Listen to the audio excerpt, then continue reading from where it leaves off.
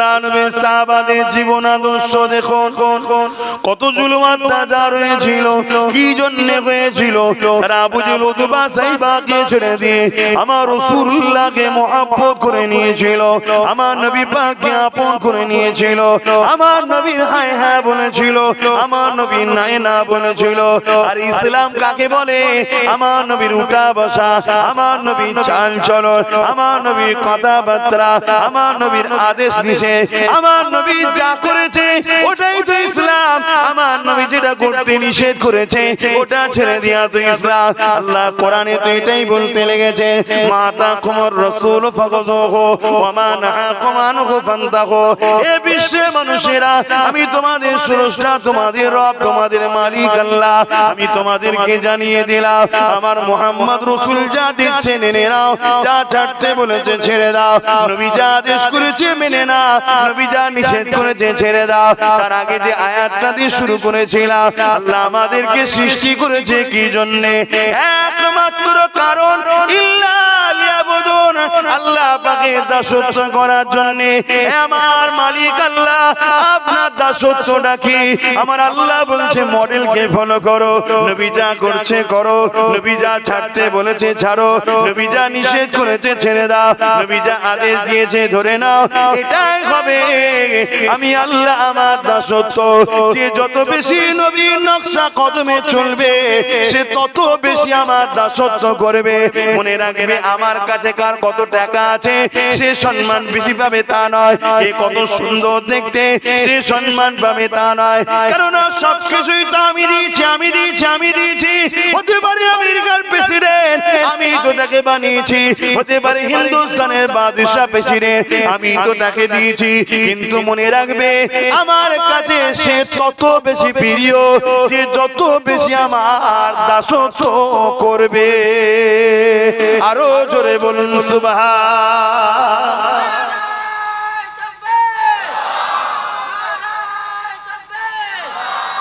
এজন্য তো আল্লাহর কাছে সবথেকে বেশি প্রিয় আমার রাসূল। কেন? আমার নবীর মতো কোন নবীরাও আল্লাহর দাসত্ব করতে, জোরে বলবেন না, আমার নবী আল্লাহর এত দাসত্ব করেছে, এত খুশি করেছে আল্লাহকে, কোন নবীরাও আমার নবীর মতো করতে পারে না। এজন্য সমস্ত নবীদের থেকেও আমার নবী আল্লাহর কাছে বেশি প্রিয়। জোরে বলেন সুবহান। আর আল্লাহ আগে পিছুর ডায়ে বায়ে সব কিছুর খবর জানেন না, জানেন না, সেইভাবেই তো তৈরি করেছে আমার নবীকে যে আপনার মোকাবেলায় কেউ আসতে পারবে না। আমি সেইভাবেই আপনাকে বানাবো। আজকে সমাজের বুকে একটা কথা চলে না যে নবী পাক সাল্লাল্লাহু আলাইহি সাল্লাম নাকি লিখতে পড়তে জানেন না, এটা কথা চলছে।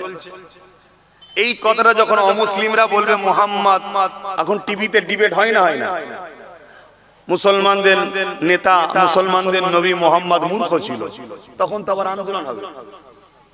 আন্দোলন হবে না? কিন্তু তোমার আমার গ্রামে যখন দাড়িওয়ালা টুপিওয়ালা গুলো এসে বলছে মুহাম্মদ লিখতে পড়তে জানতো না, নিরক্ষর ছিল, ওই আন্দোলন হয় না? কথা কিছু মাথায় ঢুকছে না। এই আমার কথায় অসুবিধা হচ্ছে পিছনের ভাইদের। আমি কাউকে জোর করে ধরে বসাইনি, বাপ আল্লাহ আপনাদের ঘরে নিয়ে এসেছেন, আল্লাহ আপনাদের ঘরে নিয়ে এসেছেন। আজকের দিনে নিজের বাচ্চাকে বাপ বসিয়ে রাখতে পারে না, রাখে? এত মানুষ আমি যেখানে যাই সেখানে গিয়ে বসে, এটা আব্বাস সিদ্দিকীর কৃতিত্ব নয়। বাপ নিজের ছেলেকে বসিয়ে রাখতে পারে না, এই বস, বসবে, কিছুক্ষণ পর পালিয়ে যাবে। সেই রকম একটা জায়গায় যেখানেই যায় 100-র মধ্যে 90-95টা বা যুবক। এটা কি আব্বাস সিদ্দিকীর কৃতিত্ব? না, এসব আমিন আল্লাহ মুহাম্মদ রাসূলুল্লাহর গোলামির ফল আল্লাহ তোমাদেরকে হাজির করে। জোরে বলুন সুবহানাল্লাহ। তাই আমি বলে যাচ্ছি, আজকে যখন দাড়ি রেখে টুপি পরে মাওলানা সেজে, বক্তা সেজে, মুফতি সেজে আমার নূর নবীকে নিরক্ষর বলছে, লিখতে পড়তে জানে না বলছে, তখন আন্দোলন হয়নি। এই কথাটাকে নিয়ে যখন কাল অমুসলিমরা ডিবেটে বলবে যে মুসলমানদের নবী মূর্খ ছিল, তখন আন্দোলন হবে না? নিরক্ষর মানে লিখতে পড়তে জানে না মানে কি মূর্খ তো নাকি? কথা বুঝছো না, বোঝো না? আরে ভাষা ঠিক করে বলো আমার নবীর শানে,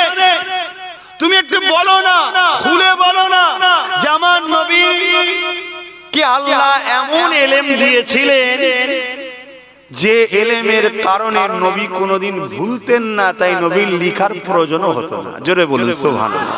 একটু খুলে বললেন আমার নবী আমার লিখি কেন? এই জলসাটা লেখা ছিল না ছিল না? কেন কবে কোন তারিখে কোন তারিখ জলসা আমরা ভুলে যাই। আপনি খাতায় হিসাব লিখে রাখেন না রাখেন না? পড়াশোনা করার পর লেখেন না লেখেন না? কেন ভুলে যাই আমরা? ভুলে যারা যায় তাদের জন্য লিখে রাখতে হয়।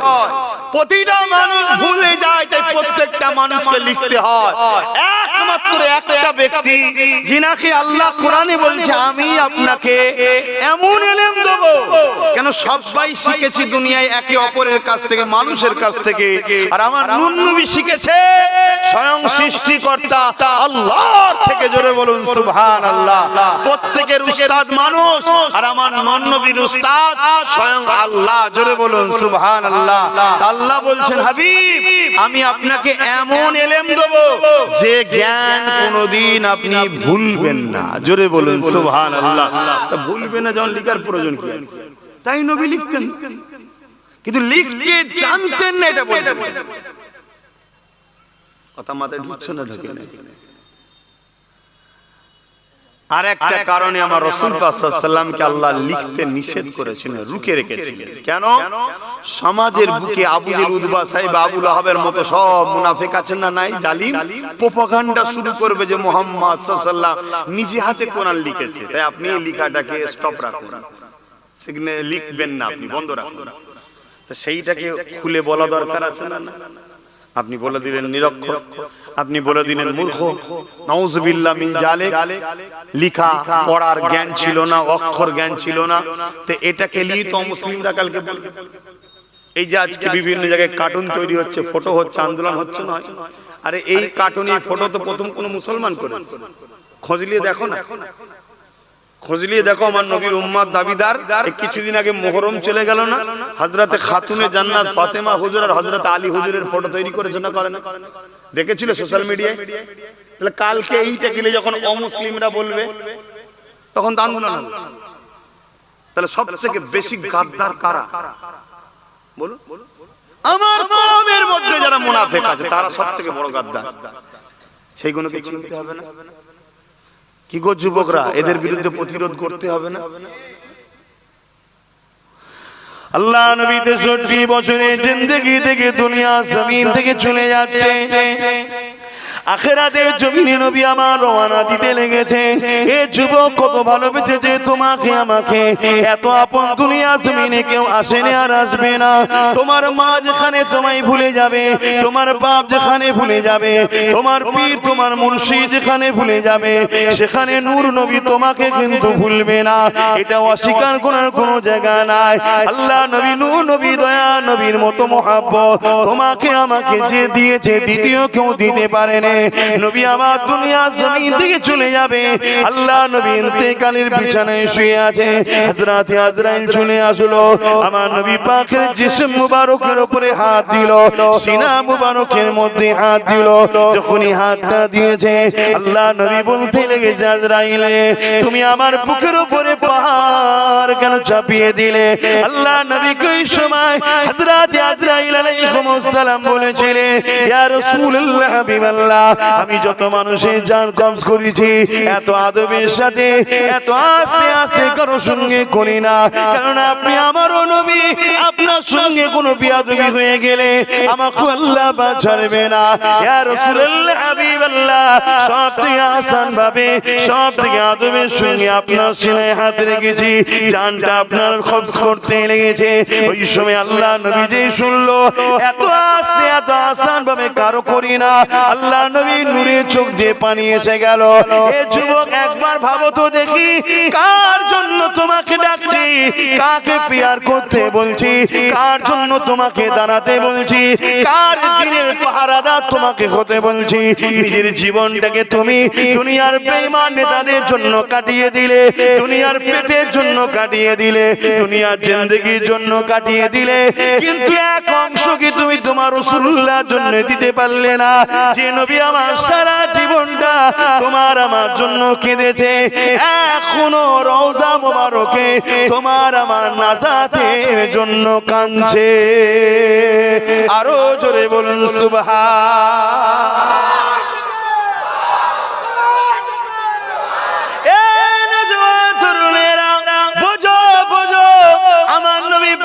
পক্ষে থাকলেও মৃত্যু হবে, নবী পাক থেকে সরে গেলেও মৃত্যু হবে। নবী পাকের পক্ষে থাকলেও ইন্তেকাল করবে, মৃত্যু হবে। নবী পাকের বিরোধীদের সঙ্গে থাকলেও মরণ হবে। মরণ থেকে কেউ রেহাই পাবে না। আর কিভাবে মরণ হবে? তোমার যেভাবে লেখা আছে নবীর পক্ষে থাকলেই যে মরণটা কষ্ট করে হবে তা নয়। আমার নবী পাকের একজন সাহাবী ছিলেন হযরত খালিদ বিন ওলীদ, তিনার নাম 120টা বা 125টা আমার নবীর পক্ষে দাঁড়িয়ে জালিমদের বিরুদ্ধে যুদ্ধ করেছে। 120 বা 25টা লড়াইয়ের মধ্যে হযরত খালিদ বিন ওলীদ ঘর থেকে যখন রওনা দিত আর জবানে বলতো, আল্লাহ আমি খালিদের কি নসিবে হবে না? আপনার হাবিবের জন্য, আপনার জন্য লড়াই করতে করতে জালিমদের বল্লমের আঘাতে, জালিমদের তীরেতে, জালিমদের তরবারের আঘাতে আমি খালিদ যুদ্ধের ময়দানে ছিন্ন বিচ্ছিন্ন হয়ে শহীদ হয়ে যাব। এই সম্মানী মর্যাদা কি আমি খালিদ বিন ওলীদ পাবো না? এইভাবে প্রতিটা দিন আশা করে যেত। কিন্তু খালিদ বিন ওলীদ প্রতিটা লড়াইয়ের ময়দানে যেত। আল্লাহ বা খালিদ বিন ওলীদের হাতেতে 125টা লড়াই করেছিল। 125টাতে খালিদ বিন ওলীদের নেতৃত্বে আল্লাহ বা খালিদ বিন ওলীদকে বিজয় দান করে দিয়েছে। কিন্তু খালিদ বিন ওলীদ কোন লড়াইয়ের ময়দানে শহীদ হয়ে যায় না। একদিন বিছানায় শুয়ে রয়েছে, ইন্তেকালের সময় নিকটবর্তী হয়েছে। স্ত্রীকে বলতে লেগেছে, আমার প্রাণের স্ত্রী, আমার শরীরটাকে তুমি খুলে খুলে দেখো, চেক করে দেখো, কোন একটা জায়গায় এমন রয়েছে যেখানে তরোয়াল বা তীর বল্লমের কোনো ছুরির আঘাত নাই। স্ত্রী খুলে খুলে চেক করতে লেগেছে, প্রতিটা শরীরের প্রতিটা জায়গাতে তীর বল্লম ছুরির আঘাত রয়েছে। কিন্তু খালিদ বিন ওলীদ চোখ ভরা পানি নিয়ে বলছে, এত আঘাত খাবার পরও শহীদের মর্যাদা আমি কেন পেলাম না? এটা আমার বড় দুঃখ লাগছে। ওই সময় স্ত্রী বলতে লেগেছে, আপনার নাম হলো সাইফুল্লাহ, আল্লাহর তরোয়াল। পৃথিবীর কোন মা এমন সন্তানকে জন্ম দেয়নি আর দেবে না যে আল্লাহর তরোয়ালকে টুকরো করতে পারবে। তবে জেনে রাখেন, আল্লাহ আপনাকে শহীদের মর্যাদা দিয়ে দেবে।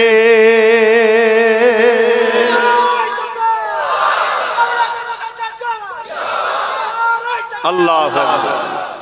তাহলে হুজুরের পক্ষে থাকলেই যে বেউজ্জতি মানে কষ্টের মৃত্যু হবে তা না, ওটা নসিবের ব্যাপার। কথা মাথায় ঢুকছে? কিন্তু যারা হুজুরের পক্ষে দাঁড়িয়ে মরবে তারা দুনিয়া আখিরাতের বীরত্বের সম্মান পাবে। জোরে বলুন সুবহানাল্লাহ। দেখো না খালিদ বিন ওলীদের কথা 1450 বছর পর আব্বাস সিদ্দিকীকে এখনো বলতে হচ্ছে এবং সম্মানের সাথে। আমি নবীর বংশের সন্তান, শুনছেন তো নাকি? আমি যদি খালিদ বিন ওলীদ রাদিয়াল্লাহু তাআলা আনহু হুজুর সম্বন্ধে যাররা পরিমাণ চুঁচা করে ফেলি, আমি ইসলাম থেকে বাদ পড়ে যাব। শুনছেন বাপ? কিসের জন্য এত সম্মান হুজুরের? আমার নবীর গোলাম ছিল, আমার নবীর পেয়ারা ছিল, নবীকে ভালোবাসতো। চোখ খুলতো নবীর জন্য, বন্ধ করতো নবীর জন্য, হাঁটতো নবীর জন্য, বসতো নবীর জন্য, রুখতো নবীর জন্য, চলতো নবীর জন্য, জিন্দেগীর প্রতিটা নিঃশ্বাস টেনেছে নবীর জন্য, ছাড়েছে নবীর জন্য। তাই শানওয়ালা। হে যুবক, তুমি কি তোমার গ্রামে নবীর পাহারাদার হবে না? নবীর দিনকে আজকে যে যেদিক দিয়ে খুশি নুচে নুচে ছিঁড়তে চাইছে, তোমার কি দিল কাঁদে না? আমার নবী সেই রেখে যাওয়া কষ্টের ইসলাম, আমার নবী সেই 66 বছরের জিন্দেগি, যে জিন্দেগিতে নবী কখনো পাহাড়ে কাটিয়েছে, পাতা ফলমূলকে জীবন ধারণ করেছে, কখনো উহুদের ময়দানে দন্দা মুবারক শহীদের রক্ত জারি হয়েছে, কখনো আমার নবী সিজদায় পড়েছে, পিঠে পচা ভুঁড়ি দুম্বা ফেলে দিয়েছে, কখনো আমার নবীকে হিজরত করে ইয়াসরিব মদিনায় চলে যেতে হয়েছে। কত কষ্ট করে এই ইনসাফ প্রতিষ্ঠিত হয়েছে, ইনসানিয়ত প্রতিষ্ঠিত হয়েছে। নামাজ ব্যক্তি জীবনের ইবাদত। প্রত্যেকটা মানুষকে নামাজ পড়তেই হবে, কোনো ভাবে ছাড় নাই। আর যে নামাজ ইচ্ছা করে ছাড়ে, আমার মনে হয় না এর মধ্যে মনুষ্যত্ব আছে। কারণ তার বিবেককে বোঝানো দরকার যে আমাকে এত কিছু দিল, সে তো ডেইলি 5 বার আমাকে বলেছে আমার ঘরে আয়, বা যদি ঘরে না আসতে পারিস, জমিনকে আল্লাহ উম্মতে মুহাম্মাদির জন্য মসজিদ করেছে, তুই কারবারে হোক, যেখানে আছিস সেখানে হোক, আমাকে সিজদা দে। এটা ব্যক্তিগত। কিন্তু আমার নবীর ইসলাম কাকে বলে? অন্যায় মিটিয়ে ন্যায় প্রতিষ্ঠিত করা, এতিমকে সাহারা দেওয়া, বিধবার উপর পাশে দাঁড়ানো, গরিবের পাশে দাঁড়ানো, অত্যাচার বন্ধ করা, জুলুম বন্ধ করা, লুট, সুদ, ঘুষ, ধোঁকা, প্রতারণা, চিটিংবাজি, ফ্রড, এগুলো বন্ধ করা, এগুলো তো নবীর ইসলাম। আমার অজু অসুবিধা হচ্ছে, এই দায়িত্ব কি আমাদের যুবকরা নেবে না? ভাবো, কি মুখ দেখাবে কিয়ামতের দিন? কি মুখ দেখাবে? একটু হলেও তো আগিয়ে আসো, একটু সরে সরে আসা যাবে, একটু সরে সরে আসা যাবে না? দেখো না, দরুদ শরীফ আল্লাহুম্মা সাল্লি আলা সাইয়্যিদিনা। তাড়াতাড়ি, দেরি করিনি, অনেক কিছু কথা বলবো। আর যাদের বিবেক লাগবে রাস্তা থেকে নেমে আসো, জায়গা যদি ফাঁকা হয়ে যায়, সরে সরে আসে, সরে সরে আসে, যে যেখানে আছে সামনে ফাঁকা জায়গা পূরণ করুন। এই বাবু সরে আসো, তাড়াতাড়ি আসো। फलक पर चाँद जैसा है, नबी का नाम ऐसा है, दिलों से गम मिटाता है, मोहम्मद नाम ऐसा है। जोरे बोलून ना सुभान अल्लाह, आरो जोरे बोलून सुभान अल्लाह। नारी दिबे, नारी दिबे। সবাই আমার সঙ্গে আমি বলবো লাব্বাইক, আপনারা বলবেন ইয়া রাসূলুল্লাহ। হাত তুলে বলুন লাব্বাইক, লাব্বাইক, লাব্বাইক, লাব্বাইক। ইয়া রাসূলুল্লাহ বললে শিরক হবে নাকি? এর মতো শোনা যায় যে নবীকে নাকি ডাকা যাবে না। হায় রে কপাল। নবীর থেকে চাওয়াও যায়, ডাকাও যায়। জোরে বলুন সুবহানাল্লাহ। নবীকে খোদা জেনে ডাকা, খোদা জেনে চাওয়া হারাম শিরক। কিছু বুঝতে পারলেন? নবীকে নবী জেনে চাওয়া, নবী জেনে ডাকা জায়েজ। যে নবীর ক্ষমতা আল্লাহ দিয়েছে, নবীর কাছে চাইলে নবী দিতে পারবে। ক্ষমতা কে দিয়েছে? আল্লাহ দিয়েছে। এই নিয়েতে নবী জেনে চাওয়া, নবী জেনে ডাকা জায়েজ। আর নবীকে কেউ যদি খোদা জেনে ডাকে, খোদা জেনে চায়, খোদা মেনে, তাহলে শিরক হয়ে গেল, কাফের হয়ে গেল। কথা মাথায় ঢুকলো?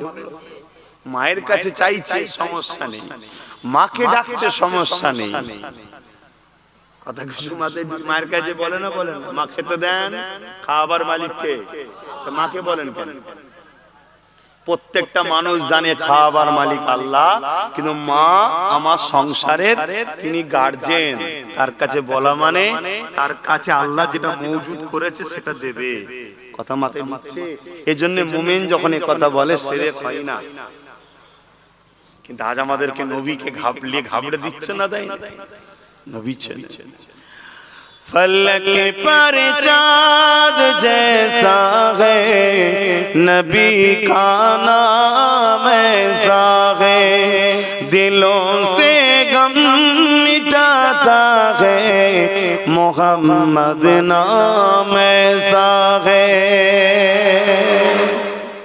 দিলে কষ্ট হচ্ছে, দুঃখ ব্যথা, সংসার জীবন হোক কারবার, নবীর উপরে দরুদ পড়ো, নবীর নাম লাও, অর্থাৎ দরুদ পড়ো, দেখবে দুঃখ কষ্ট আল্লাহ মিটিয়ে দেবে। জোরে বলবে সুবহানাল্লাহ। যদি ভাত খেলে, আপেল খেলে, খাবার খেলে যদি পেট ভরতে পারে, মন শান্তি হতে পারে, আর এই সব তৈরি হয়েছে যে নামের খাতিরে, সেই নাম নিলে অন্তরে শান্তি হবে না? কথা মাথায় ঢুকছে? কোথায় আমাদের কারো সরাচ্ছে বুঝতে পারছেন তো? নবীকে ধরুন, নবীকে ধরুন, নবীকে ধরুন। দাওয়াত করবেন কি না করবেন পরের কথা, এসেছি যখন একটু হুজুরকে কথা বলবো, অসুবিধা হচ্ছে? বাকি আরো যতক্ষণ থাকবো হুজুরের কথা বলবো, শুনবেন। फलक पर चाँद जैसा है नबी का नाम ऐसा है, दिलों से गम मिटाता है मोहम्मद नाम ऐसा है।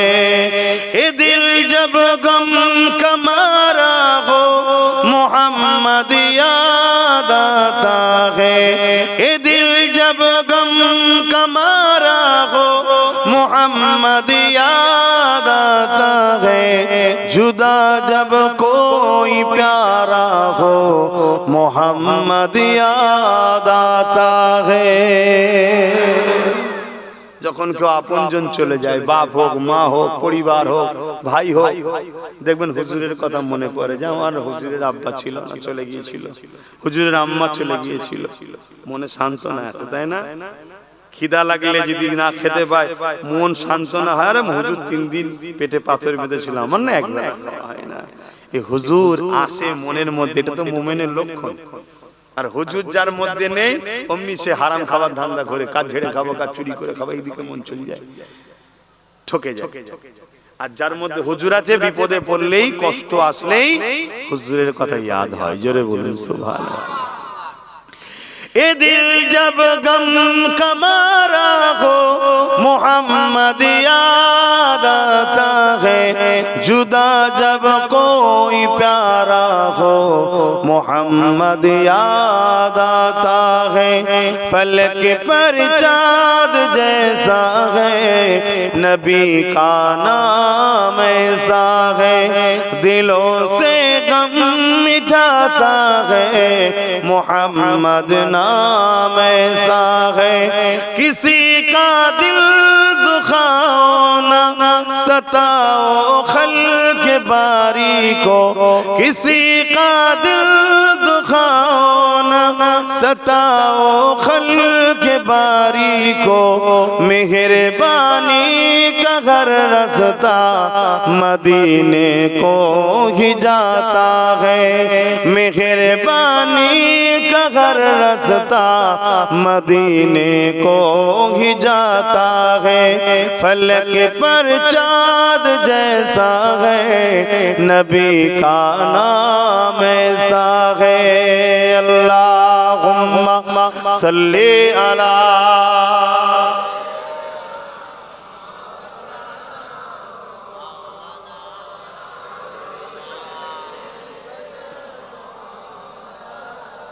মুসলমান ঘরের ছেলে মেয়েরা, তরুণেরা, বাপেরা, এ নবী পাকের প্রেমিকেরা, আল্লাহ নবী তোমাকে আমাকে কতটা ভালোবেসেছে, সারা জীবনটা তোমার আমার জন্য কেঁদেছে, আজ রওজা মুবারকে তোমার আমার জন্য কাঁদতেছে। আল্লাহ নবী সশরীরে জিন্দা রয়েছে, এরা তোমার আমার খবরিতে আসবে না, এরা তোমার আমার মেমোরিতে আসবে না, কেন তোমার আমার মেমোরি বড় অল্প। এ যুবকেরা, তরুণেরা, শহীদানদিগকে আল্লাহ কোরআনে বলেছে জিন্দা, এবং তারা কেমন জিন্দা তোমরা তা জানো না, তাদেরকে আল্লাহ বাড়ি দিয়ে থাকে। শহীদান কাদেরকে বলা হয়? যারা আমার নবীর দ্বীনের রাস্তায় নিজেকে কুরবান করে দিয়েছে, নবীর দ্বীনের রাস্তায় যারা কুরবান হয়ে যায় তাদেরকে শহীদ বলা হয়। শহীদ যদি জিন্দা হতে পারে, তাদের কবরে যদি রিজেক হতে পারে, যার কদমে কুরবান হওয়ার জন্য জিন্দা হতে পারে, সেই নবী পাক তাহলে কিভাবে জিন্দা রয়েছে?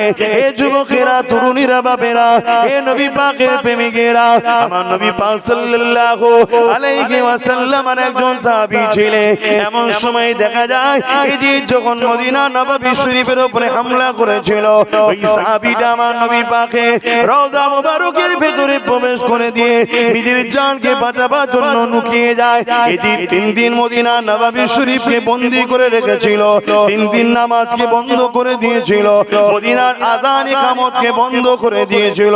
যখন কারবালার আলোচনা হবে, বিস্তারিত হবে, এখন যেটা বলতে চাইছি, এই যুবকেরা 3 দিন পরে যখন এজিদের সৈন্যবাহিনী সরে যায়, ওই সাহাবীটা বাইরে বেরিয়ে বলেছিল, হে নবীর অনুসারীরা, নবীর প্রেমিকেরা শুনে রেখে দাও, 3 দিন মদিনা নববী শরীফের আযান ইকামত নামাজ বন্ধ ছিল ঠিকই, কিন্তু আমি নবী পাকের রওজা মুবারকের ভেতর থেকে প্রতিটা ওয়াক্তে নামাজ আযান ইকামতের আওয়াজ ভেসে আসতো।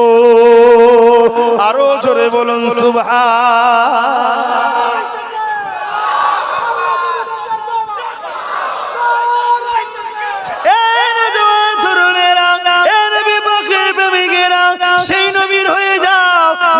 সেই নবীর গোলাম বানিয়ে দাও, যতদিন বাঁচবে বাকি জীবনটা আমার রাসূলুল্লাহর পাহারাদার হয়ে যাও, আমার নবীর দ্বীনের পাহারাদার হয়ে যাও, আমার নবী পাকের পক্ষে দাঁড়িয়ে যাও।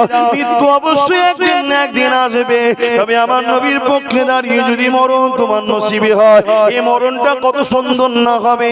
জান বেরোতে দেরি হবে, তার আগে আল্লাহ তোমাকে জান্নাতটা দেখিয়ে দেবে। এ নবীর গোলাম, তুই নবী করেছি, নবীর দ্বীনের পাহারাদার হয়েছিলি, নবী রাসূলুল্লাহ জন্য তুই কথা বলেছিলি, আমি আল্লাহ তোর ঠিকানা এটা বানিয়ে দিলাম। তুমি কতটা না কামিয়াবি হয়ে যাবে, নাই তুমি মারা যাবে। লোক মুসলমান মনে করে জানাজা তো দিয়ে আসবে, মিনহা খালাকনাকুম ওয়া ফিহা নুঈদুকুম ওয়া মিনহা নাখরুজুকুম তারাতান উখরা বলে মাটি তো দিয়ে আসবে, কিন্তু জানো ওই কবরের জমিনে জাহান্নামের একটা গর্ত হবে, 99টা সাপ হবে, কতটা না খারাপ হয়ে যাবে এই মরণটা। এই যুবককে আল্লাহ তো পরীক্ষার জন্য একটা জান দিয়েছে। আমার নবী সাহাবারা যখন নবী পাকের জন্য জান দিত, রাসূলুল্লাহর জন্য নিজেকে কুরবান করে দিত, ওই সময় অন্য ভাইরা যখন জিজ্ঞাসা করত, ভাই এখন আপনি কি রকম লাগছে নিজেকে, ওই সময় সাহাবা হুজুররা বলতেন, আরে নবীকে আল্লাহ পাক আমায় একটা জান দিয়েছে, ওই জানটা নবীর জন্য দিয়ে দিলা। আল্লাহ যদি আমাকে 1000টা জান দিত, জিন্দা করত, 1000 বার জান দিত, আমি আমার রাসূলুল্লাহর জন্য 1000টা জানকে কুরবান করে দিতাম।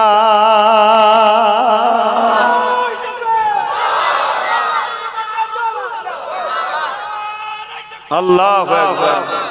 আমি জানি এগুলো ভালোবাসার নিদর্শন, তকবীর দিচ্ছেন, মহব্বতে দিচ্ছেন, কেন আমার নবীর কথা শুনে আমরা শুকরিয়া আদায় করছি। আল্লাহ, আল্লাহু আকবার। আল্লাহ আপনি কত মহান, কত বড়, যে আপনি আপনার হাবিবকে কত শান ওয়ালা বানিয়েছেন, তাই তো তাকবীর দিচ্ছি, আল্লাহু আকবার। বানানে ওয়ালার তারিফ করছি যে আপনি সবথেকে বড়, যিনি রাসূলকে এত শান ওয়ালা বানিয়েছেন। জোরে বলুন সুবহানাল্লাহ। তো বাপ জান আমার, কিন্তু সময়ও তো কম, তাই একটু ছোট ছোট করে বলছি। আমার নবী পাককে ভালোবাসে, আশরাফুল মখলুকাত আমরা, মানুষ চাঁদের থেকেও দামি, ঠিক তো নাকি? আল্লাহ পাক মানুষকে চাঁদের থেকেও সম্মানিত করেছে, সূর্যের থেকেও সম্মানিত করেছে, এমনকি ফেরেশতাদের থেকেও শ্রেষ্ঠ মানুষ। পয়দা সূত্রে সে মুসলিম ঘরে জন্ম হোক, অমুসলিম ঘরে জন্ম হোক, আল্লাহ সবাইকে শ্রেষ্ঠ করে পাঠায়। দুনিয়ার কাদামাটিতে যে জড়িয়ে গিয়ে নিকৃষ্ট হয়েছে, তাকে আল্লাহ বলেছে চতুষ্পদ জন্তু থেকে নিকৃষ্ট। আর দুনিয়ায় থেকে কাদামাটি যে লাগাই না, নবীর প্রেম ভালোবাসা লাগিয়ে গেছে, আল্লাহ তাকে শ্রেষ্ঠত্বের মুকুট পরিয়ে জান্নাতে রাখবে। জোরে বলুন সুবহানাল্লাহ। কিন্তু শ্রেষ্ঠ মানুষ জন্ম হয়, কথা মাথায় ঢুকলো? কিন্তু হায় হায় হায়, চাঁদও সে ঘোষণা দিচ্ছে, হায় রে মানুষ, আমার নবীর যখন আজমাতের উপরে, শানের উপরে, মর্যাদার উপরে প্রশ্ন উঠে যায়, তখন আমি নিজেকে দুটুকরো করে দেন নবীর গোলামের প্রমাণ দিই। জোরে বলুন সুবহানাল্লাহ। কিন্তু তোমরা কি করছো? চাঁদ আমাদেরকে জিজ্ঞেস করছে, করছে না করছে না? জিজ্ঞেস করছে। চাঁদও আমার রাসূলের গোলাম, তাই তো নাকি? যখন আমার নবীর আজমাত, নবীর প্রেম মহব্বতের উপরে, নবীর মাকামের উপরে, নবীর সম্মানের উপরে প্রশ্ন দাঁড়ায়, নবুয়তের উপরে যখন প্রশ্ন দাঁড়ায়, তখন চাঁদ নিজের কষ্ট দেখেনে, সে নিজেকে দুটুকরো করেছে, আমায় কেউ দুটুকরো করলো, এটা আলাদা কষ্ট, নিজে থেকে করা আরো বেশি কষ্ট। ঠিক তো নাকি? চাঁদ কিন্তু নিজে থেকে নিজেকে দুটুকরো করেছে, জানেন না? আবু জেহেল বারবার চেষ্টা করেছে আমার নবীকে অপমান করতে, নবীকে মিথ্যা প্রমাণ করতে, নবীকে জাদুঘর বানাতে, নবীকে ঝুকাবাজ বানাতে, ঝুটাবাজ বানাতে। কেন? যদি একবার বানানো যায় তাহলে আমার ভণ্ডমির ধর্মটা টিকে যাবে। শুনছেন তো নাকি?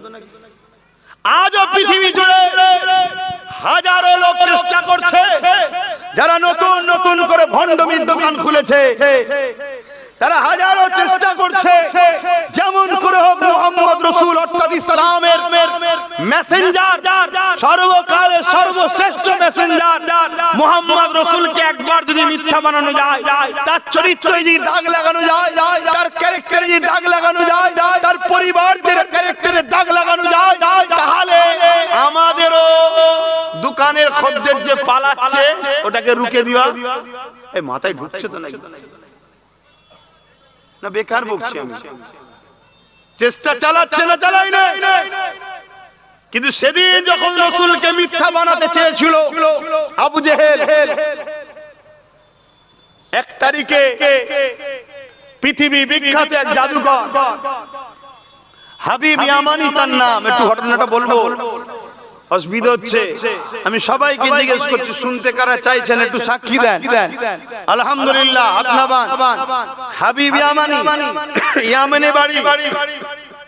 আবু জেহেল হাজারো চেষ্টা করে পারেনি, লাস্টে হাবিব ইয়ামানিকে ডাক দিয়ে চিঠি করেছে যে হাবিব ইয়ামানি, তুমি আমার ভাই হও, তুমিও ভণ্ডমি করে জাদু করা মানে তো বদমি নাকি করো, আর আমিও তো করে বেড়াই। কিন্তু মুহাম্মদ রাসূল সাল্লাল্লাহু আলাইহি সাল্লাম, সে রাসূলও বলে সাল্লাম বলে, আমি বলছি মুহাম্মদ শুধু বলেছে, কিন্তু আমি তো হয়ে বলতে পারছি না। কেন? আমার নবীর নাম আল্লাহ লাইনে লিয়েছে। আল্লাহ লিয়েছে নাকি? আল্লাহ ইয়া মুসা, ইয়া ইব্রাহিম, ইয়া ইসহাক, ইয়া ইসমাঈল, ইয়া ইয়াকুব নাম লিয়েছে। আমার নবীর কিন্তু নাম আল্লাহ লাইনে যখনই লিয়েছে শান ওয়ালা, তোহা, ইয়াসিন, মুজাম্মিল, মুদাসসির। আর যদিও রাসূল মুহাম্মদ বলতে হয়েছে, মুহাম্মাদুর রাসূল বলেছে। জোরে বলুন সুবহানাল্লাহ। কিন্তু আমরা আজকে কিভাবে নবীর নাম দিচ্ছি। আবার কিছু বক্তা বেরিয়েছে মুহাম্মদ সাহেব, কত বড় অমানুষীরা, আর এদের ঘরে সব দাওয়াত করে আমরা আবার হই হই করি। অনেক মুসলমান খারাপ লিখছেন, বাঁচাবার চেষ্টা করছি। বাপ ও আম্মা বিনিয়ামাতি রাব্বিকা ফাহাদ্দিস। আমার দিনকে দিন দুশমন বাড়ছে বলে ভাববেন না আব্বাস সিদ্দিকীকে আল্লাহ ঘরে বসিয়ে রেখেছে। না, আমাকে রোজই আল্লাহ তার বন্ধুর কথা বলাবার জন্য মাহফিলে নিয়ে যায়, আর রোজই যেখানে যায় হাজারো মানুষকে আল্লাহ জড়ো করে দেয়। হ্যাঁ, জড়ো করে দিলাম, এবার তুই আমার বন্ধুর কথা বল। এই সুযোগটা আল্লাহ করিয়ে দেয়। বলুন আলহামদুলিল্লাহ। আমি জানি আমার প্রচুর দুশমন, তারপরেও আমার আল্লাহ আমাকে বসিয়ে রাখেন। আমি জানি আমার জলসায় বাধা হয়, আমার জলসায় থানা পুলিশ হয়, আমার জলসা কোর্ট থেকে পর্যন্ত পারমিশন করে আনতে হয়, আমার জলসা করার জন্য কমিটিকে কেস খেতে হয়। শুধু কমিটি নয়, কমিটির সাথে আমাকেও কেস খেতে হয়। কত কেস খেয়েছি জলসার জন্য। কিন্তু মনে রাখবে, ফেরাউন মিটে গেছে, মুসা নবী মেটেনে। হ্যাঁ, নমরুদ মিটে গেছে, ইব্রাহিম নবী মেটেনে। মনে রাখবেন, হতভাগা আকবর মিটে গেছে, মুজাদ্দিদ আল-ফিসানি মেটেনি। কথা কিছু মাথায় ঢুকছে না? ঢোকে না। এজিদ মিটে গেছে, হুসাইন মেটেনি। আমি তো ইনাদেরই গোলাম। আজকে যারা ওই আবু জেহেল, উতবা, সাইবা, এজিদের পক্ষে যারা আছে, এরাও মিটে যাবে, মুস্তাফার গোলাম মিটবে না। এটা মনে রেখে দেবেন। এটা আমার তারিফ করছি না, এই তারিফ আমার করলাম না, মুস্তাফা জানে রহমতের তারিফ করলাম। অর্থাৎ তার গোলাম কখনো মেটে না। জোরে বলুন সুবহানাল্লাহ। আপনারাও গোলাম হন আমার নবীর। প্রত্যেকটা যুবককে বলছি, বাপকে বলছি, মাকে বলছি, বোনকে বলছি, হাত তুলে খোদাকে সাক্ষী দেন। খোদা, আমি আপনাকে সাক্ষী দিচ্ছি, আমি মুহাম্মদ রাসূলের গোলাম। আজ থেকে আমি যা কিছু করব, যা হয়েছে সব ভুলে যা, আমি ভুলে গেলাম, আর করব না, তওবা করছি। আপনিও মাফ করে দেন। আজ থেকে বাকি জীবন যতদিন থাকবো, মুখ খুললে হুজুরের কথা বলবো, কাউকে ভালোবাসলে হুজুরের জন্য ভালোবাসবো, কারোর সঙ্গে লড়াই করতে হলে হুজুরের জন্য করবো, অর্থাৎ আপনি যাকে ভালোবাসেন তার জন্য করব। আর নবীর জন্য যা করবেন সবটাই আল্লাহর জন্য করা হয়। জোরে বলুন সুবহানাল্লাহ। কোরআন তার গাওয়া দিচ্ছে, কোরআন তার গাওয়া দিচ্ছে। কথা মাথায় ঢুকছে না? ঢুকে এই আমার কত সন্দেহ হচ্ছে না?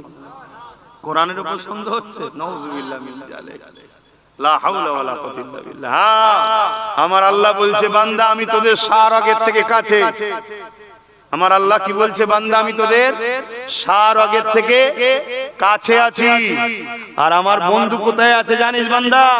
তোদের জানের থেকেও কাছে আছে। জোরে বলুন সুবহানাল্লাহ। আল্লাহকে জিজ্ঞেস করেন না, আল্লাহ আপনি তো মালিক, আপনি তো সৃষ্টিকর্তা, আমাদেরকে সৃষ্টি করেছেন আপনি, আপনি সার আগের থেকে কাছে আর জানের থেকে কাছে মুহাম্মদ রাসূল আপনার বন্ধুকে করলেন কেন? সার আগ কেটে গেলে তবুও তো কিছুক্ষণ ছটফট করে, কিন্তু জানটা বেরিয়ে গেলে তার কোনো থাকে নাকি? জানটা তো আরো বেশি কাছে। নবীকে কাছে দিলেন আপনি, সার আগের থেকে কাছে রইলেন, নবীকে আরো কাছে জানের থেকে কাছে দিলেন কেন? আল্লাহ বলছেন বান্দারে, বান্দিরে, আমার বন্ধু তো তোদের ঘরে মানুষ করিয়ে আমার কাছে নিয়ে আসবে। যে মানুষ করে শিক্ষককে তো আগে আসতে হয়, তাই ছাত্রকে তো পাঠাতেই হবে।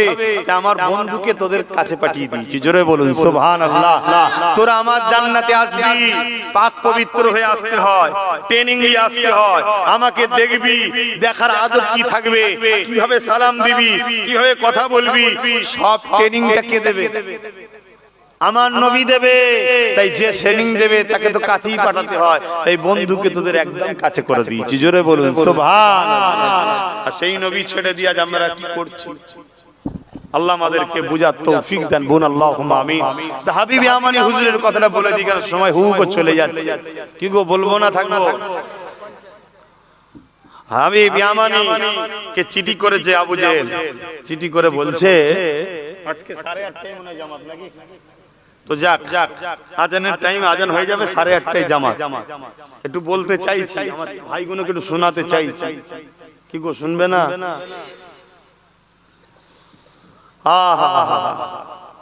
মনে রাখবে এই দুনিয়ায় হাজার জন আছে, হাজার জনের প্রচার করতে, আর আমরা উলামারা আছি দোনো জাহানের সুলতানের প্রচার করতে। সামান্য ছোটখাটো ছিঁড়া কেতান নাই নেতাদের প্রচার যারা করে, তারা যদি ভিআইপি হতে পারে, তাহলে উলামারা কত বড় ভিআইপি, বুঝতে পারছেন? আমার কথা বুঝছেন না? বুঝেন?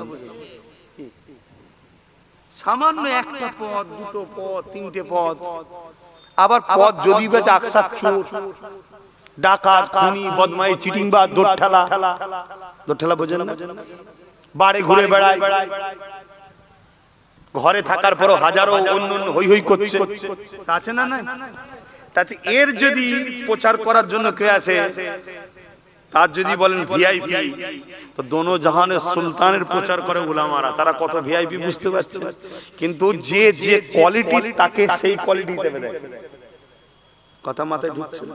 হ্যাঁ, যারা হুজুরকে বোঝে তারা আমাদেরকেও বোঝে, যারা হুজুরকে বোঝে না তারা আমাদেরও বোঝে না। কথাটা কিছু মাথায় ঢুকলো? অনেক বড় কথা বলেছি, ঘরে যাচ্ছি এইটুকু কথা ভাববেন, মাথা ঘুরে যাবে কি কথা বলে গেল। হ্যাঁ, যে যে কোয়ালিটি, সে সেই কোয়ালিটির গুরুত্ব বোঝে। আবু জেহেল চিঠি করেছে হাবিব ইয়ামানিকে, যে আসো ভাই, মোকাবেলা করতে হবে মুহাম্মদ রাসূলের সঙ্গে। মোহাম্মদ রাসূল এমন জাদু করছে, যেই মোহাম্মদ রাসূলের সোহবতে বসে সেই মোহাম্মদ রাসূলের দিওয়ানা হয়ে যায়। জোরে বলুন সুবহানাল্লাহ। বদমাইশ ঘুরিয়ে বললেও হলো, কিন্তু সব কথা বলেছে, নবীর কাছে যে যায় সেই পাগল হয়। জোরে বলুন সুবহানাল্লাহ। তাই তো আজকে ইমাম গাজ্জালি হুজুর বলেছেন, তোমরা নবীর প্রেম বাড়াও। নবীর প্রেম বাড়বে কি করে? ইমাম গাজ্জালি বলছেন, নবীর জীবনী পড়ো। যে নবীর জীবনী পড়বে, অর্থাৎ নবীকে দেখবে, যে নবীকে দেখবে সে নবীর দিওয়ানা হয়ে যাবে। জোরে বলুন সুবহানাল্লাহ। হাবিবে ইয়ামানি কথা মতো চলে এসেছে। আবু জেহেলকে খুব ভালো মন্দ করে খাইয়েছে, কেন আবু জেহেল জানছে আজকে আমি জিতছি। কেন পৃথিবী বিখ্যাত জাদুকর এসেছে, খাসি থেকে শুরু করে আজ যা হয়, দুম্বা, হরিণ, কিছু বাদ দেয়নি, সব খাইয়েছে। হাবিবে ইয়ামানিও খেয়েছে। খেয়ে নিয়ে হাবিবে ইয়ামানি বলছে, চলো আমি কিছু কথা আগে মুহাম্মদ সাল্লাল্লাহু আলাইহি ওয়াসাল্লামের সঙ্গে বলবো। তারপরে পরীক্ষা হবে, চলো আগে পরীক্ষা করে দেখি। আমার রাসূল পাক সাল্লাল্লাহু আলাইহি ওয়াসাল্লাম আবু কুবাইস বলে একটা পাহাড় আছে, ওই পাহাড়ের ধারে হাঁটাহাঁটি করছিলেন। আবু জেহেল অনেক লোকজন নিয়ে গেছে, কেন আজকে রাসূল হারবেও চিন্তা করে নিয়েছে, লোকেদের সামনে একটু অপমান হবে। হাবিব ইয়ামানি গিয়ে আবু জেহেল গিয়ে বলছে মুহাম্মদ সাল্লাল্লাহু আলাইহি ওয়াসাল্লাম তোমাকে ইনি কিছু কথা বলবে, প্রশ্ন করবে, কথা বলো। আল্লাহর নবী বলছেন কি জানতে চাও বলো। হাবিব ইয়ামানি সে একজন জাদুকর, সে জানে নবী কে আর জাদুকর কে সে জানে। আর আজকে মুসলমানের ঘরে জন্ম নিয়ে আমরা নবী কে এখন জানি না, এক্ষুনি ধরা পড়বে। দেখেন হাবিব ইয়ামানি জানে জাদু জমিনের উপরে হয়, আসমানে হয় না। তাই হাবিব ইয়ামানি প্রশ্ন করেছে আসমানে কিছু দেখান, কেন ও জানে জাদুকর হলে আসমানে দেখাতে পারবে না। তাই আমার নবী পাক সাল্লাল্লাহু আলাইহি ওয়াসাল্লাম আসমানের দিকে মুখ করে বলছে, এ হাবিব ইয়ামানি এই চাঁদটা দেখছো দুটুকরো করলে হবে? হাবিব ইয়ামানি তো চোখ বড় বড় হয়ে গেছে, পায়ের তলার জমিন নেই আর। আরে চাঁদ তো সবাই জানে মালিক একজন আছে, তাই তো নাকি? সেখানে দুটুকরো করবে কি করে? চাঁদ কোন দুটুকরো হয়? কিন্তু হাবিব ইয়ামানি জানেন কার সঙ্গে কথা বলছিস, চাঁদও তো ইনার গোলাম। জোরে বলুন সুবহানাল্লাহ। কি গো, চাঁদ আমার নবীর গোলাম না গোলাম না? একটু জোরে বলবে না? তাহলে এমন জনকে নেতা বানাও, লিডার বানাও, নেতা হিসেবে মানো যার ইশারায় সূর্য ডুবছে আবার উঠছে, সূর্য যার গোলাম, তাকে নেতা বানাও। তিনি হলেন মুহাম্মদুর রাসূল। জোরে বলুন সুবহানাল্লাহ। আমি পৃথিবীর কাউকে মানি না, আমি তেনাকে নেতা বলে মানি। তিনার পক্ষে যে থাকে আমি তাকে ভালোবাসি। কথা শেষ। তো ভাইরা আমার, হাবিব ইয়ামানি তো চুপ হয়ে গেল। নবী আমার আঙ্গুলের ইশারা করলেন, চাঁদটা দুটুকরো হচ্ছে। জোরে বলুন সুবহানাল্লাহ। শুধু দুটুকরো হয়েছে না, সামান্য ফাট হয়েছে তা নয়। এক চির আবু কুবাইস পাহাড়ের একদিকে, আর এক চির পাহাড়ের ওই মাথায়। কিছু সময়ের জন্য নয়, চাঁদ তো কিছু সময় থাকে ডুবে যায়, কিন্তু এই মধ্যরাত পর্যন্ত এই চাঁদ এইভাবে দুটুকরো হয়ে রয়ে গেল। জোরে বলুন সুবহানাল্লাহ। আমার ভারতবর্ষে কেরলের রাজা চিরামান, অন্য ধর্মের মানুষ, সেই দিনে সেই তারিখে সে বাইরে বসেছিল, আকাশের দিকে যখন তাকিয়ে দেখছে চাঁদ দুটুকরো হচ্ছে, সরে যাচ্ছে, সে ঘাবড়ে গেছে কি ঘটনা ঘটতে চলেছে। পরে যখন হযরতে মালিক হুজুর কেরলে এসেছিলেন, তখন জানতে চেয়েছিল এই ঘটনার বিষয়ে, তোমরা তো আসমানি কিতাবের জ্ঞান রাখো, কোন কিছু কি জানো? হযরতে মালিক হুজুর বলেছিলেন এটা আমার রাসূলুল্লাহর উংলির ইশারায় হয়েছিল। ইতিহাসটা সব বলেছিল, সময় সংক্ষেপ এই ছট করে বলছি। চিরামান রাজা দেরি না করে মক্কায় গিয়ে আমার রাসূলুল্লাহর কদমে পড়ে কলেমা পড়ে মুসলমান হয়েছিল। জোরে বলুন সুবহানাল্লাহ। এই তারিখ চীনের বুকেও লেখা আছে। নাসা থেকে বিজ্ঞানীরা গিয়ে এসে বলেছে চাঁদ একবার দুটুকরো হয়েছিল। আরে খুলে বন্যা দুটুকরো মুহাম্মদ রাসূল করেছিল। জোরে বলুন সুবহানাল্লাহ।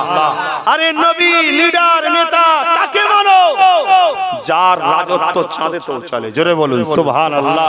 যার হুকুমের গোলাম চাঁদও করতে বাধ্য হয়। জোরে বলুন সুবহানাল্লাহ। কার পিছনে ছুটছো তোমরা? শ্রেষ্ঠ নবীর উম্মত হয়ে কাকে লিডার বানাও? কার পিছনে দাঁড়াও?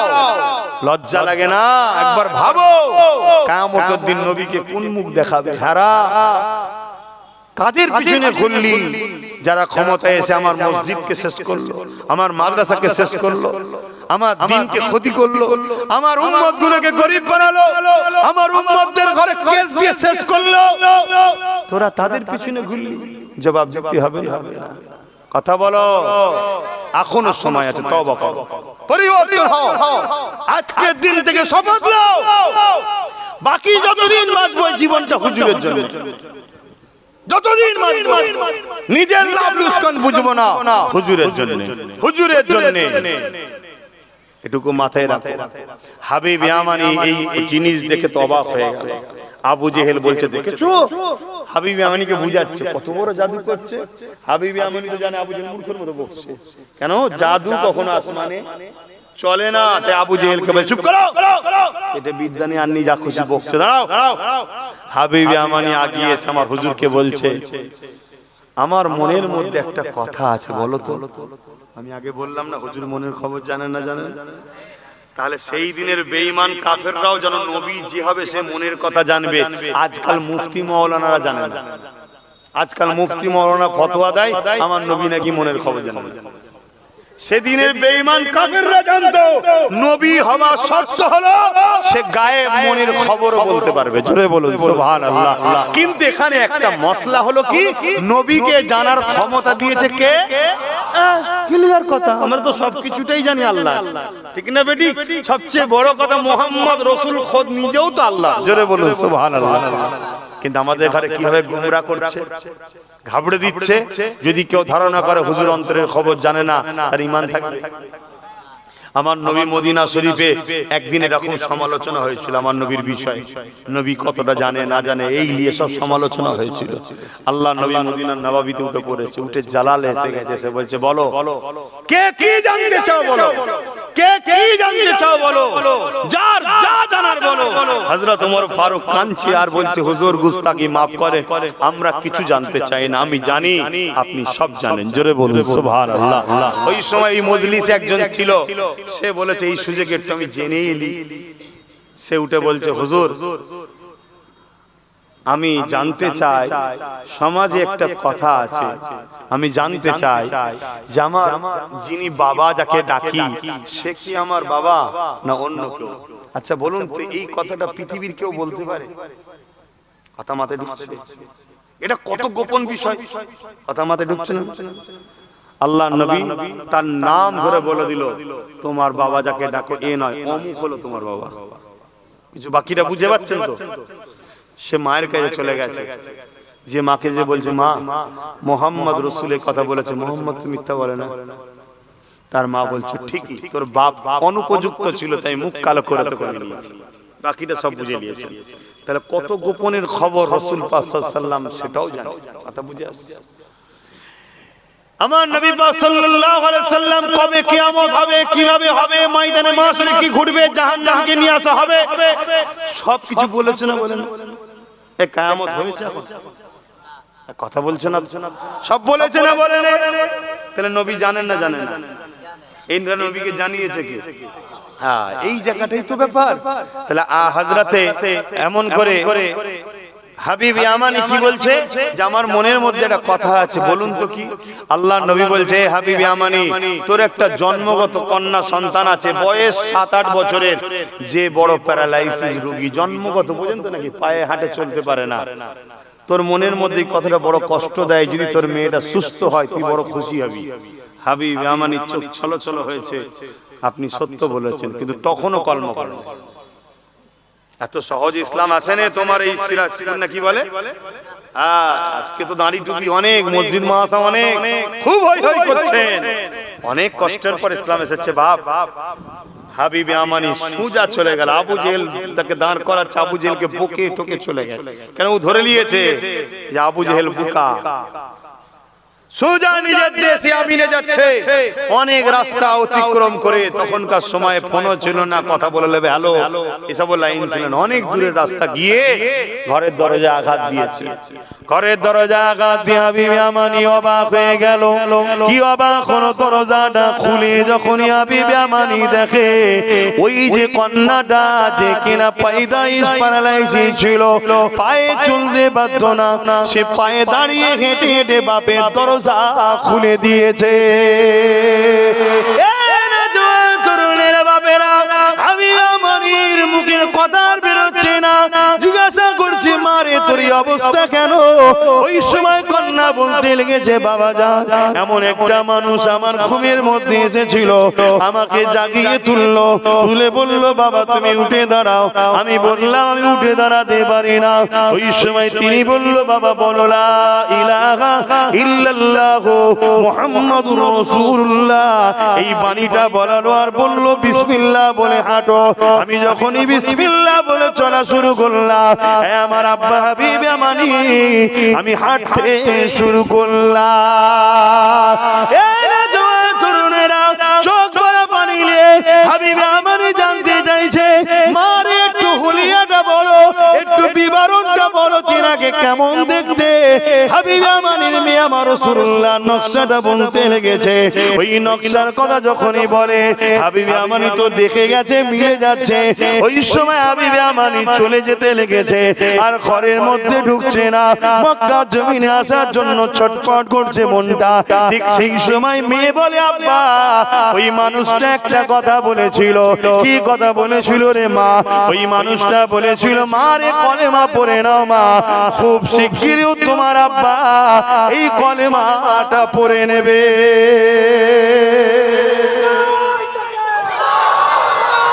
আল্লাহু আকবার, আল্লাহু আকবার। আচ্ছা কে আল্লাহু আকবার, কে কবে কলমা পড়বে না পড়বে আগে থেকে নবী তার মেয়েকে বলে দিচ্ছে। আজান আপনাদের মহল্লা, এই মহল্লা, আচ্ছা আজান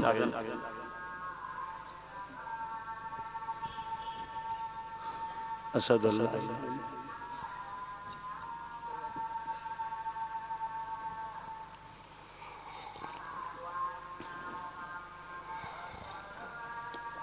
সাল্লাল্লাহু আলাইহি ওয়াসাল্লাম।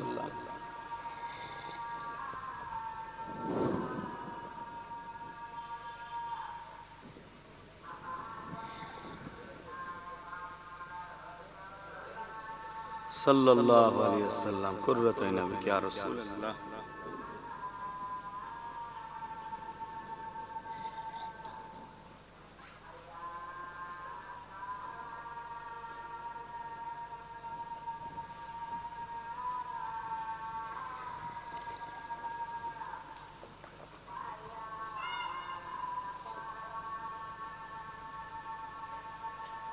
লা হাওলা ওয়া লা কুওয়াতা ইল্লা বিল্লাহ।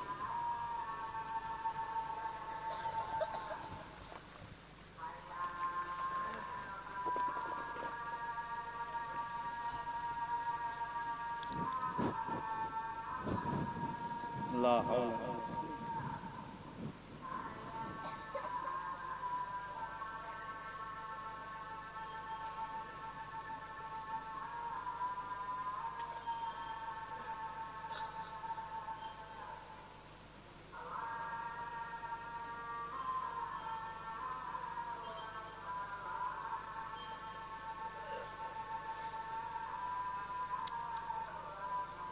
আল্লাহু আকবার, আল্লাহু আকবার।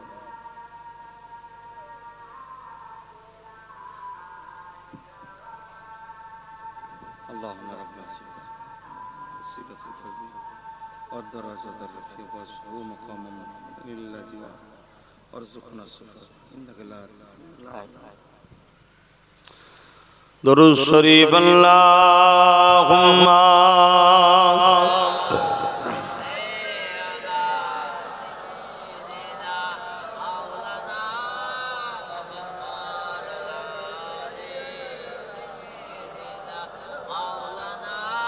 আমার আব্বা জানেরা আজান হয়ে গেছে, দোয়া করতে সময় লাগবে, নামাজের দিকে আমাদেরকে তৈরি হতে হবে।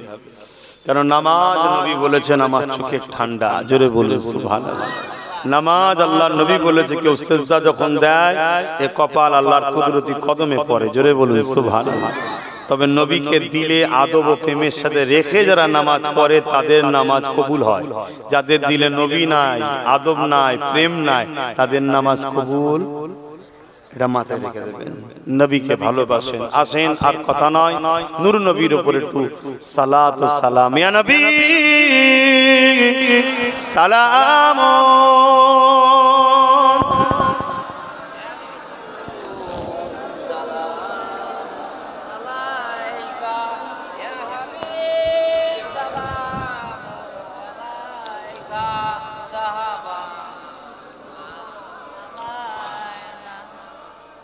طلع البدر علينا من سنيات الوداع وجب الشكر علينا مدى لله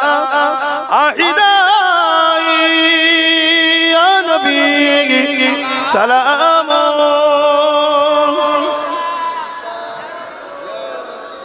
سلام আলাইকা ইয়া হাবিব সালাম আলাইকা সালাওয়াত ইয়া নবী মদিনা হতে সব কিছু পারেন জোরে বলে কারা কারা মানে দেখতে পাই হুজুর সাক্ষী দেন লম্বা করে হাত তোলেন আলহামদুলিল্লাহ এই আকীদা রাখবেন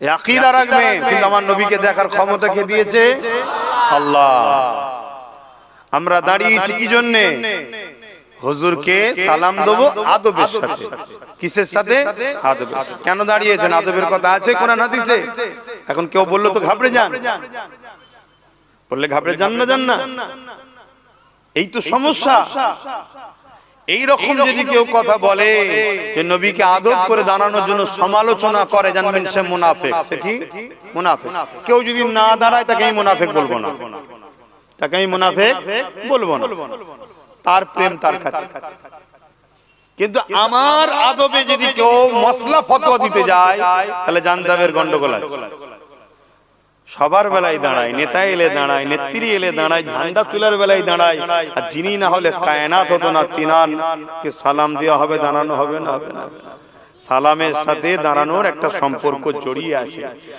শোনেন নবী পাক সাল্লাল্লাহু আলাইহি ওয়াসাল্লামকে সাহাবারা যখন সালাম দিতেন দাঁড়িয়ে দাঁড়িয়ে দিতেন জোরে বলুন সুবহানাল্লাহ নবী পাকের কলিজার টুকরি খাতুনে জান্নাত ফাতেমা তাজ-জাহরা রাদিয়াল্লাহু তাআলা আনহা তিনি যখন সালাম দিতেন দাঁড়িয়ে দিতেন জোরে বলুন সুবহানাল্লাহ কোরআনের দিকে তাকিয়ে দেখুন কোরআনে আল্লাহ বলছেন সাল্লু দরুদ পড়ো ওয়াসাল্লিমু এবং সালাম দাও দরুদের বেলায় শুধু বলেছে সাল্লু পড়ো কি বলেছে পড়ো আর সালামের বেলায় কি বলেছে ওয়াসাল্লিমু সালাম দাও তাসলিমা সবথেকে উত্তম ভক্তি ভালোবাসা আদবের সাথে দাও জোরে বলুন সুবহানাল্লাহ তা আদবের দিক দিয়ে সবথেকে উত্তম কোনটা কারো যদি মনে হয় তো বসে থাকুক না কিন্তু আমাদের আকীদা উলামায়ে আহলে সুন্নাত ওয়াল জামাআত চার ইমাম সহ পৃথিবীর সমস্ত মুস্তাহিদ মুফাসসির মুহাদ্দিস তেনারা বলেছেন আদবের দিক দিয়ে উত্তম হচ্ছে দাঁড়ানো এবং আদবের সাথে হাত বাঁধা কেন সালাম দিলে হুজুর জবাব দেবে জোরে বলুন সুবহানাল্লাহ দরুদ পড়লে নেকি হয় বসে বসে নেওয়া যায় নেকি তো বসে বসে নেওয়া যায় আর হুজুর সালাম দেবে বসে বসে নেবেন জবাবটা বসে বসে নেবেন আমরা সালাম দেব হুজুর জবাব দেবে বসে বসে নেবেন তাই আদবের সাথে দাঁড়িয়ে যেতে হয় এজন্য আমরা দাঁড়িয়ে দিই আমার মুজাদ্দিদ জামান দিয়েছে কথা বুঝা আসছে পৃথিবীর যত বড় বড় উলামা হযরত এসেছেন বা আছেন তারা সব দাঁড়িয়ে দেন জোরে বলুন সুবহানাল্লাহ ভক্তি বড় ভালোবাসায় সকলে আমার সাথে পড়ুন ইয়া নবী মদিনা হতে সব কিছু পারেন দেখিতে মোদের লাশ কবরে রাখিলে লইবেন আপন করে নবী সালাম ইয়া রাসূল ইয়া হাবিব সালাওয়াত এই কলিটা আরো একবার পড়বো আপনারা আমার সাথে পড়বেন না যদি বলেন এত জোর দিচ্ছেন কেন এজন্য জোর দিচ্ছি এই কলিতেই সালাম দিবার হাকিকাতটা পাওয়া যাচ্ছে যে